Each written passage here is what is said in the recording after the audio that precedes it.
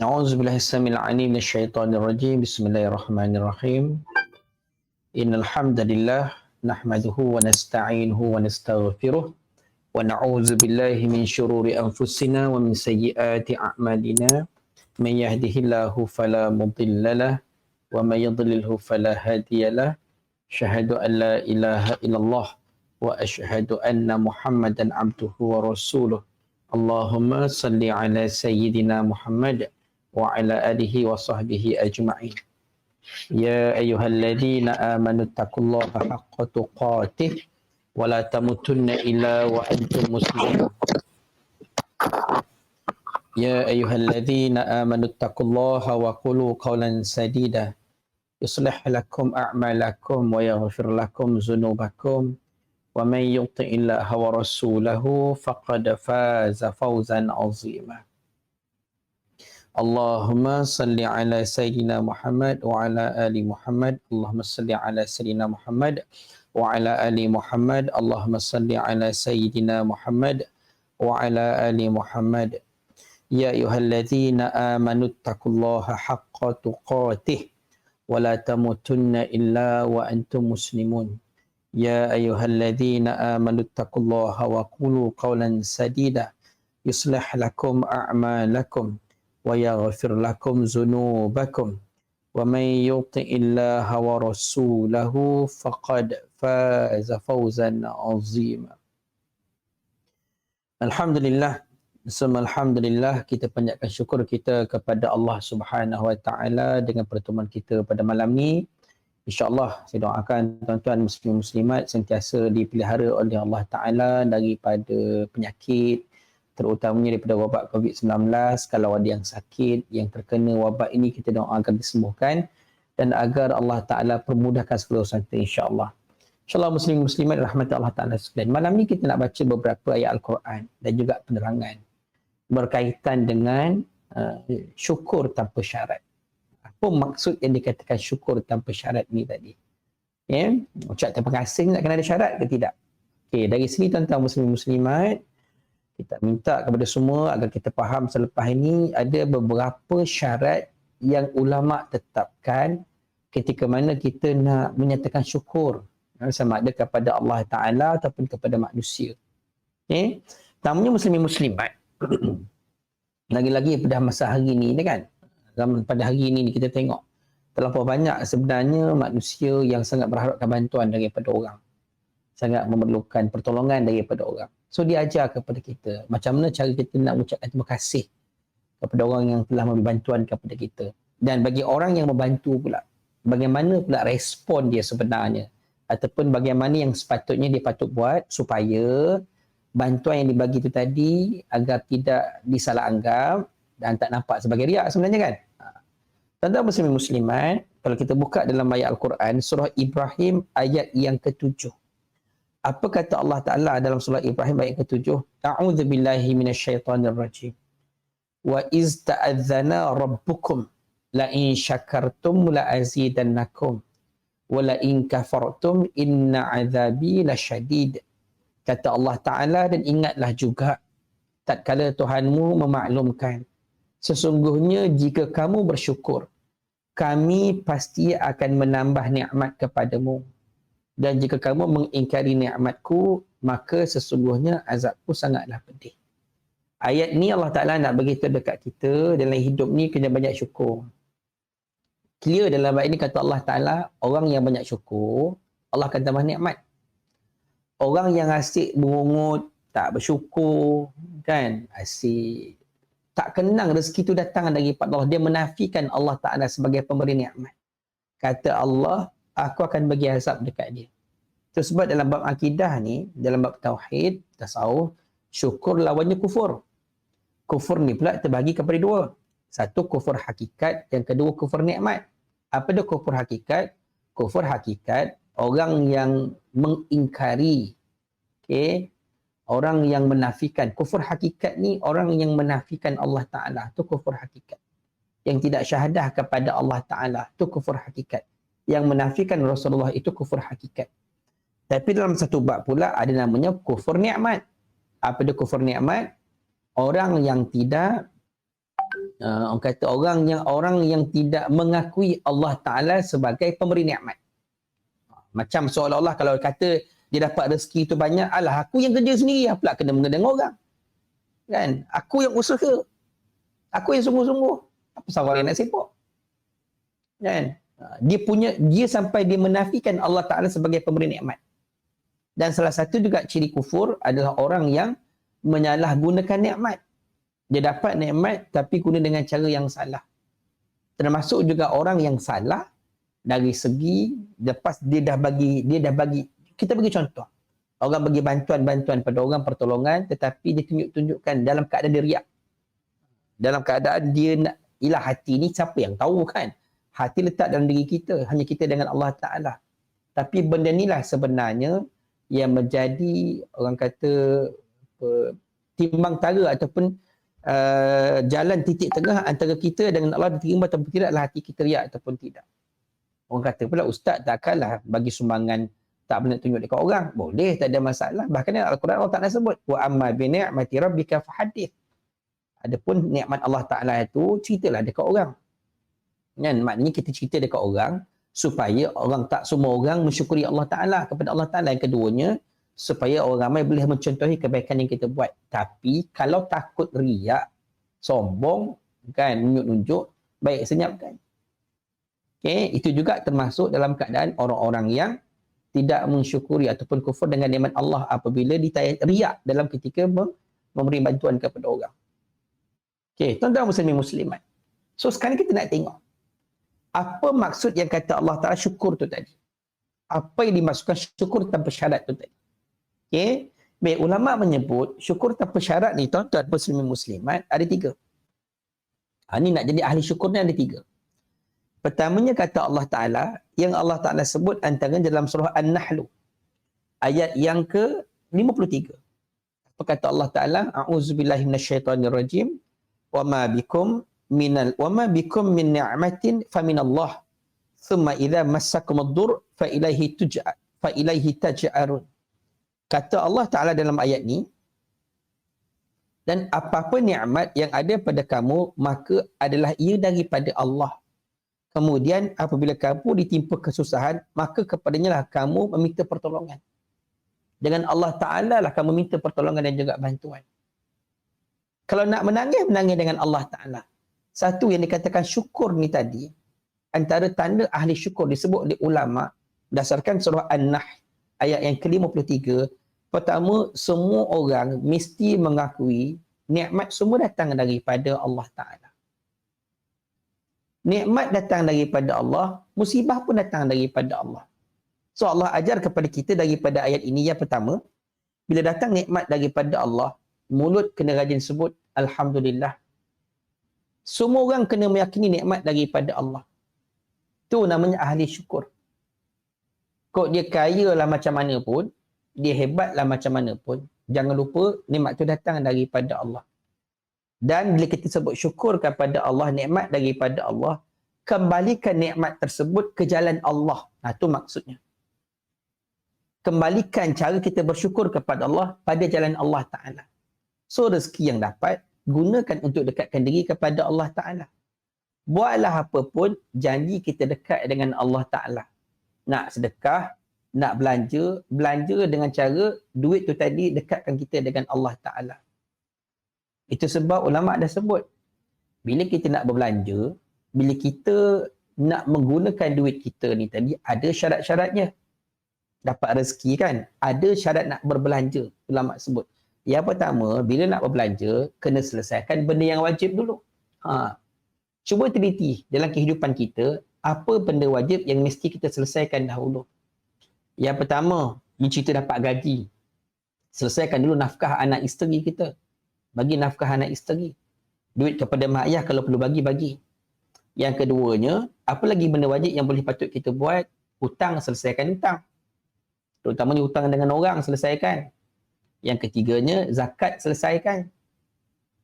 Okay, 3 benda ni. Antara benda yang mesti kita selesaikan dahulu. Kewajipan-kewajipan yang mesti kita buat. Maknanya bila dapat duit, dapat nikmat, dapat gaji katakan, pertama syaratnya selesaikan benda yang wajib. Yang kedua, dah selesai benda wajib, baru pula pergi kepada benda yang sunat. Sunat tu namanya sedekah.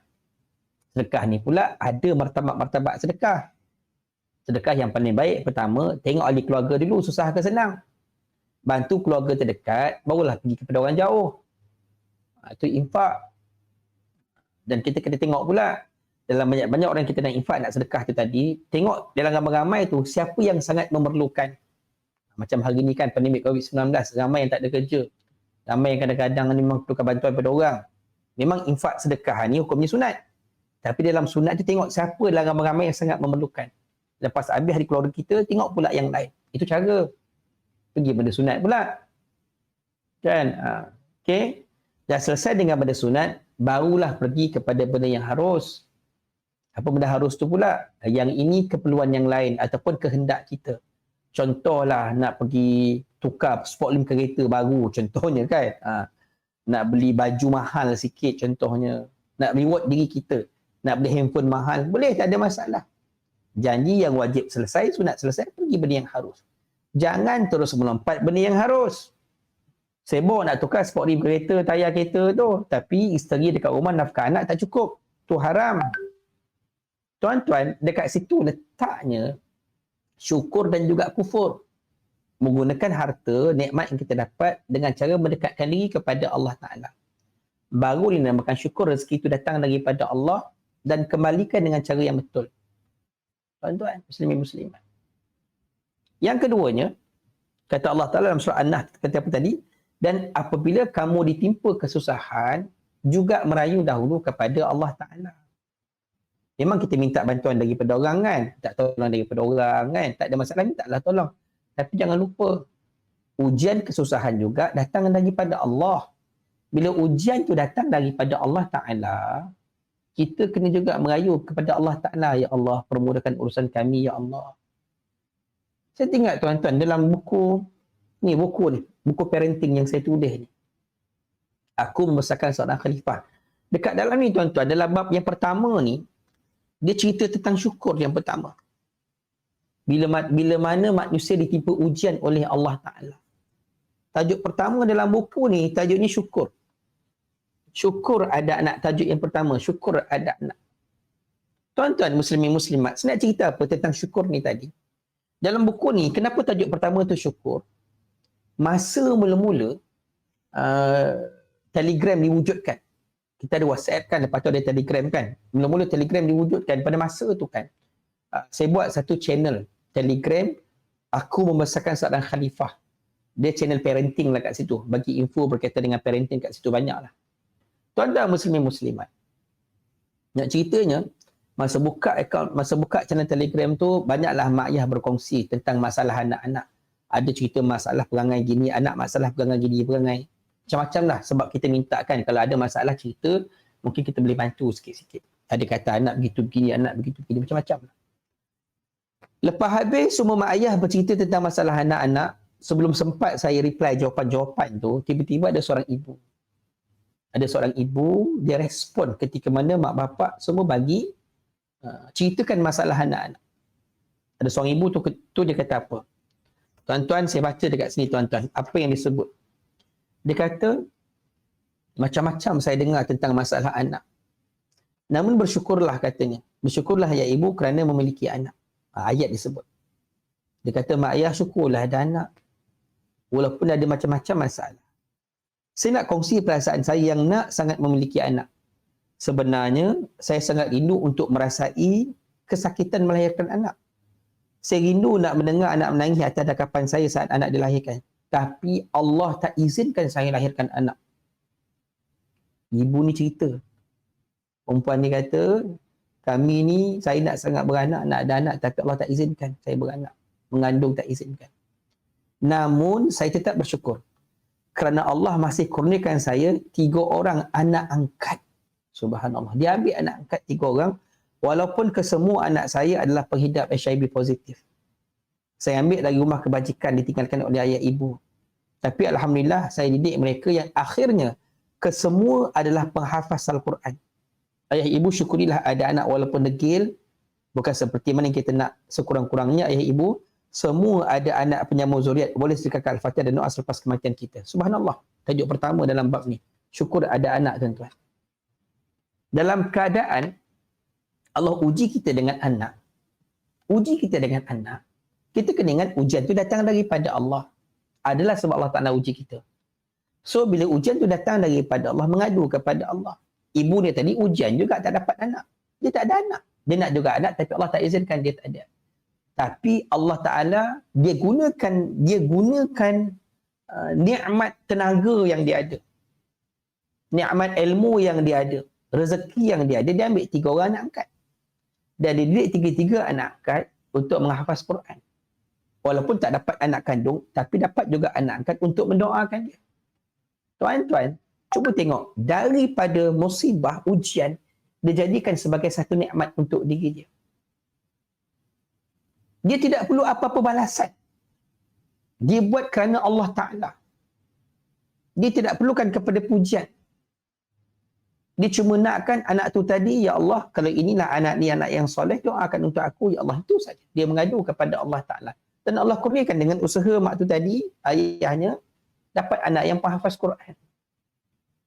Dia tidak perlukan apa-apa balasan. Tapi dia jadikan ujian tu tadi, diubah kepada nikmat. Ujian tak ada anak, tapi dapat anak angkat, hafaz Quran pula. Satu nikmat untuk mak bapak.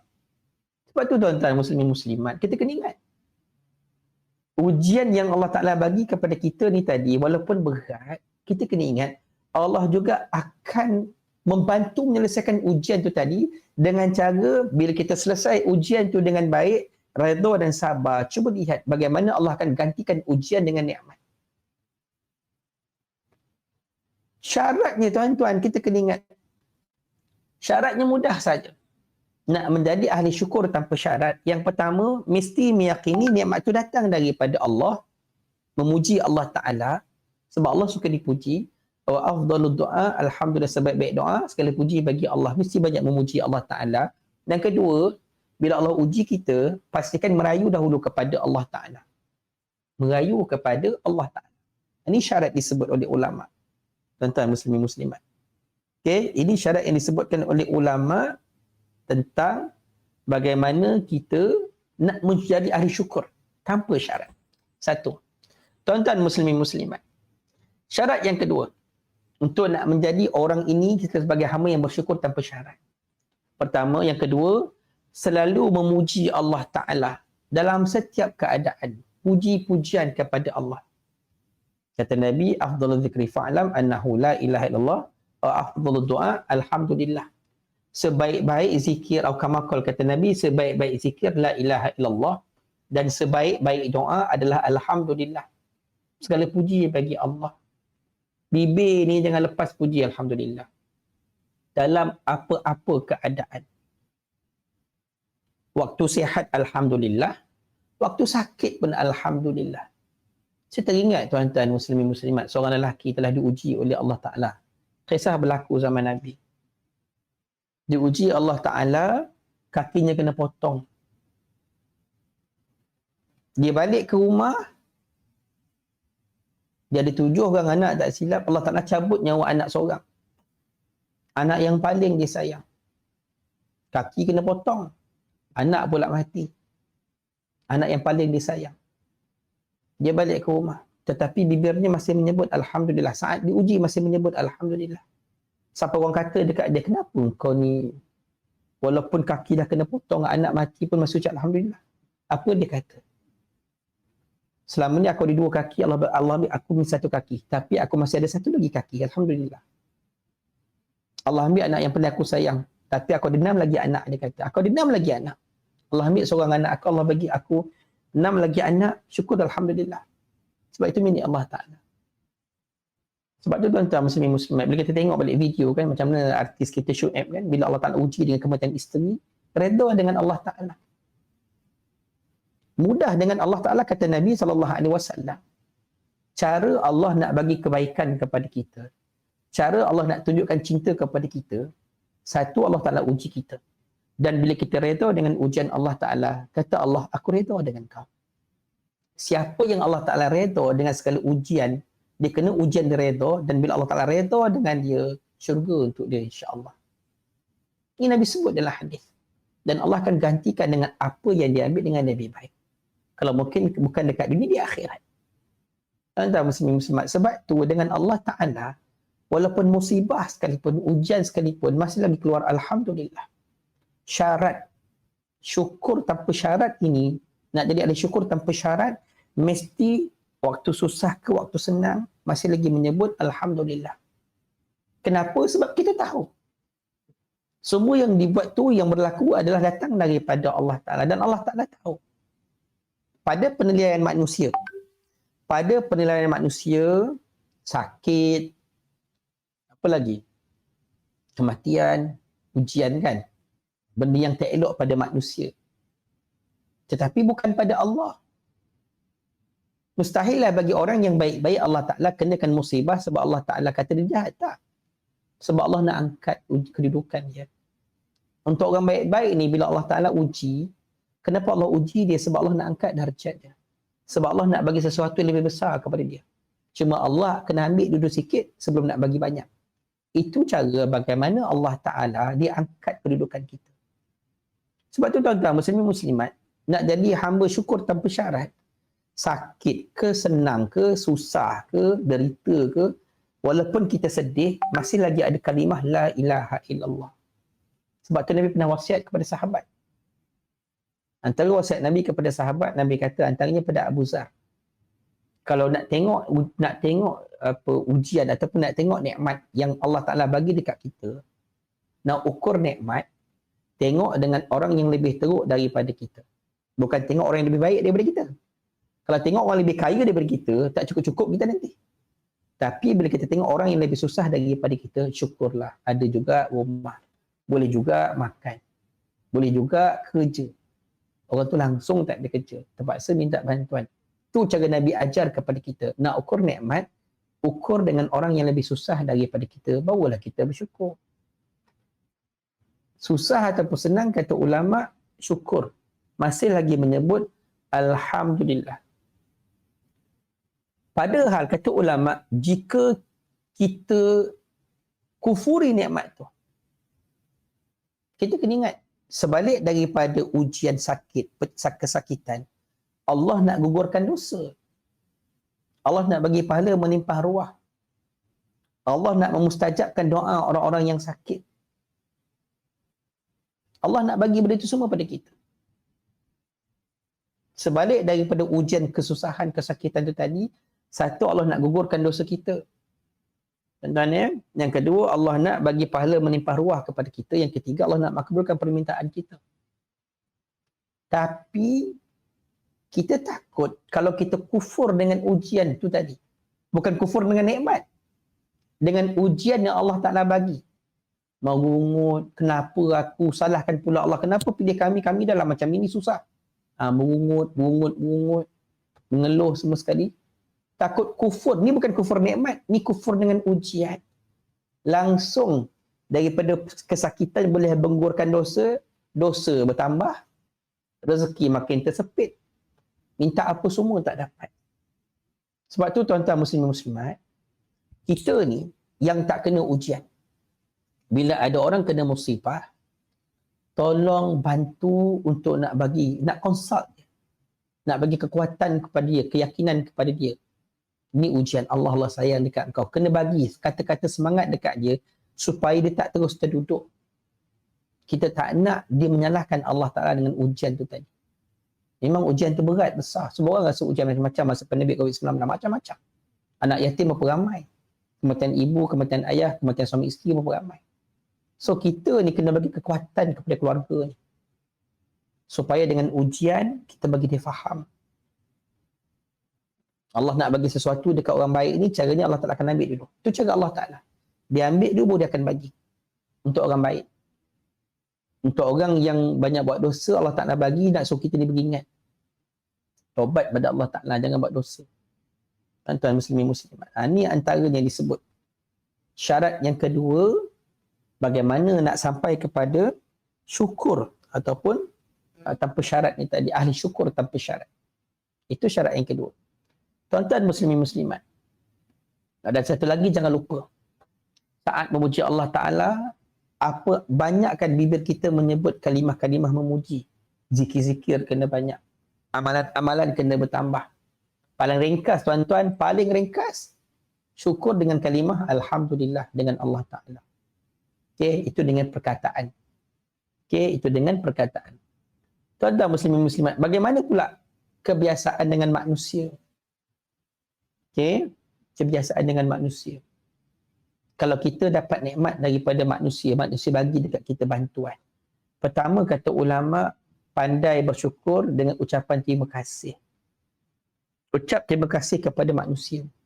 Memang nikmat datang daripada Allah, tetapi orang yang sampaikan bantuan kepada kita, itu adalah medium dia antara nak menyampaikan bantuan itu kepada kita.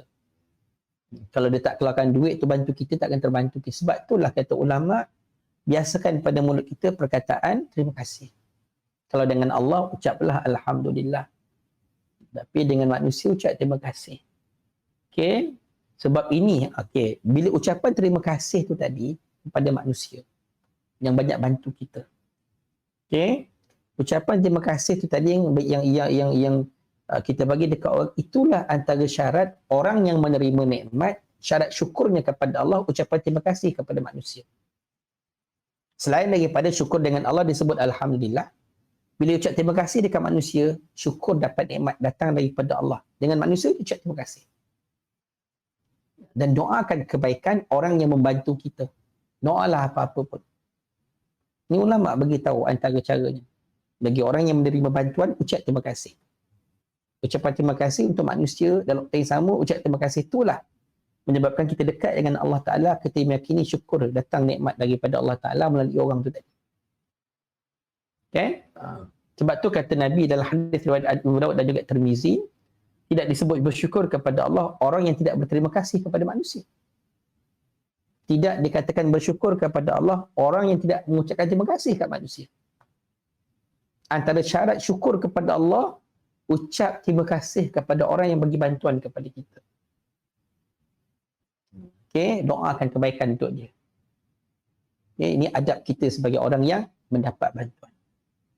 Okey, berterima kasihlah kepada orang tua, ibu bapa kita, didik kita. Ucap terima kasih kepada mak ayah kita.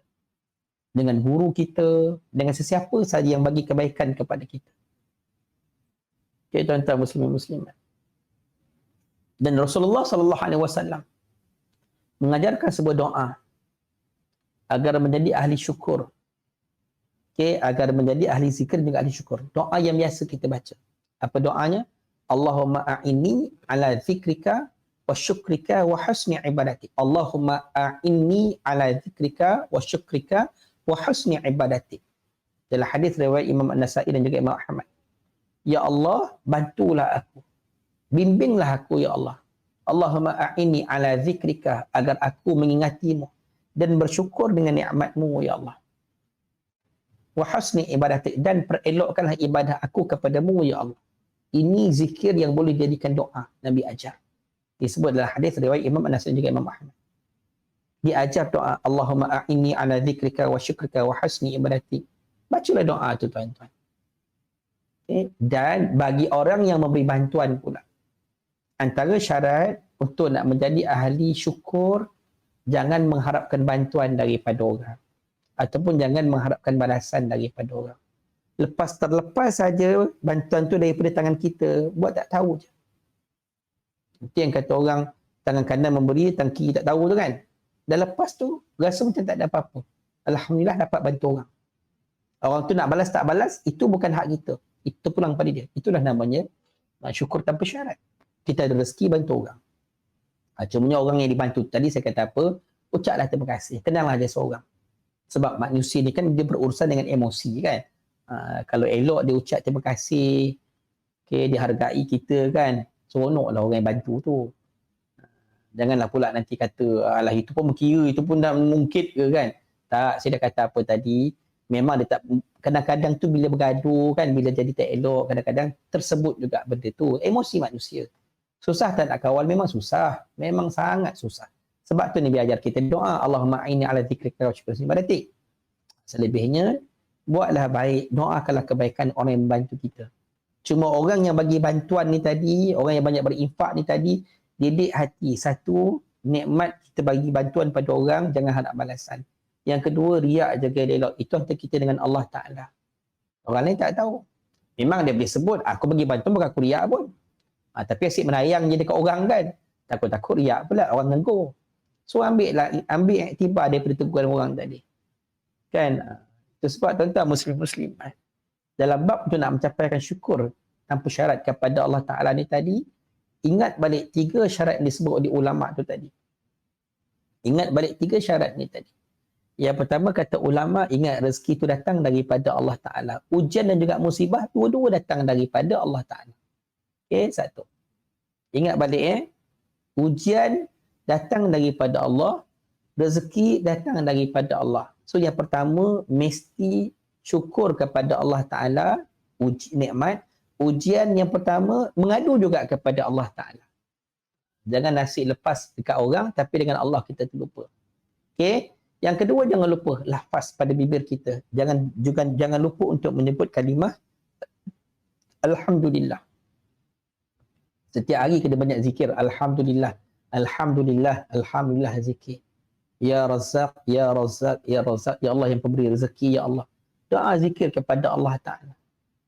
Zikir sungguh-sungguh kepada Allah Ta'ala, insyaAllah. Kemudian yang ketiga, kata ulama', apa ulama' sebut tadi? Ucapan terima kasih kepada manusia. Sesama manusia pula, ucapan terima kasih kita sesama manusia. Sebab dengan ucapan ni tadi, akan mendekatkan kita dengan Allah Ta'ala. Macam Nabi sebut apa tadi? Ucapan terima kasih kepada manusia, syarat kita syukur kepada Allah Ta'ala. Tuan-tuan muslimin muslimat, dengan 3 syarat yang boleh kita amalkan ni tadi sebagai ahli syukur, mudah-mudahan apabila Allah Ta'ala bagi nikmat kepada kita, Allah akan tambah lagi nikmat dengan sebab syukur. Wala in syakartum la azidannakum. Tambah lagi nikmat. Tapi ingat, kalau kita tak syukur dengan nikmat Allah Ta'ala, kita tidak mengiyakan ataupun mengiktiraf nikmat datang daripada Allah Ta'ala, dan kita gunakan nikmat dengan cara yang salah, jaga-jaga. Inna azabi lasyadid, kata Allah Ta'ala. Kalau kau kufur dengan nikmat, azab aku pedih. Azab aku pedih.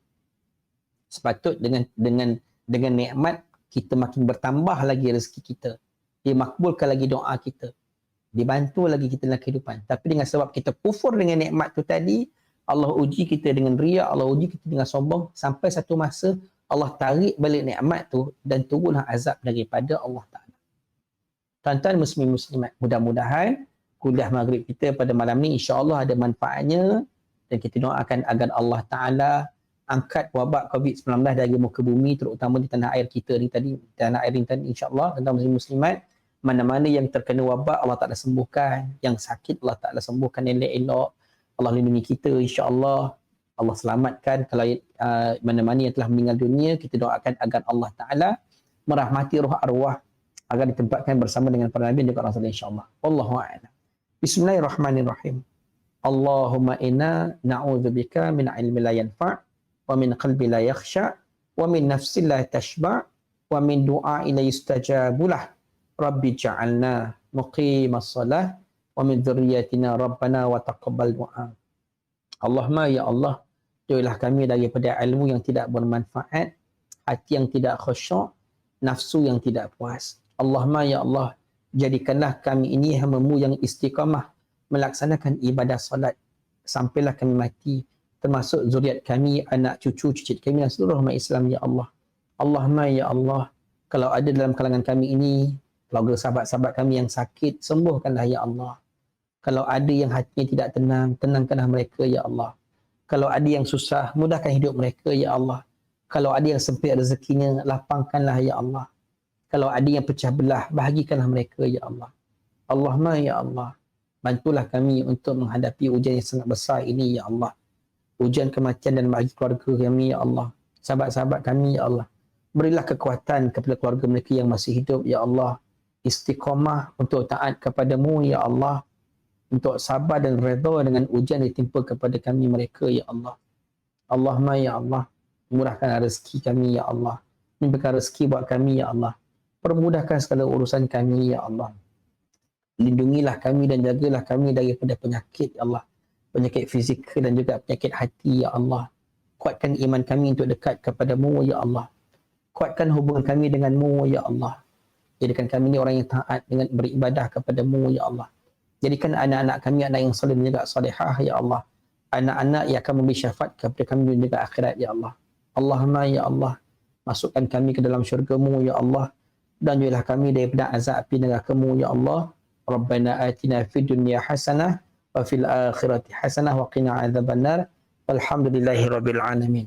Muslimin-muslimat, mohon ampun dan mohon maaf. Kita tanggung dengan tasbih kafarah dengan suratul As. Subhanakallahumma wa bihamdika asyhadu an la ilaha illa anta astaghfiruka wa atubu ilaik. Wal 'asri innal insana lafi khusr illa alladhina amanu wa 'amilus solihati wa tawasaw bil haqqi wa tawasaw bis sabr. Assalamualaikum warahmatullahi taala wabarakatuh.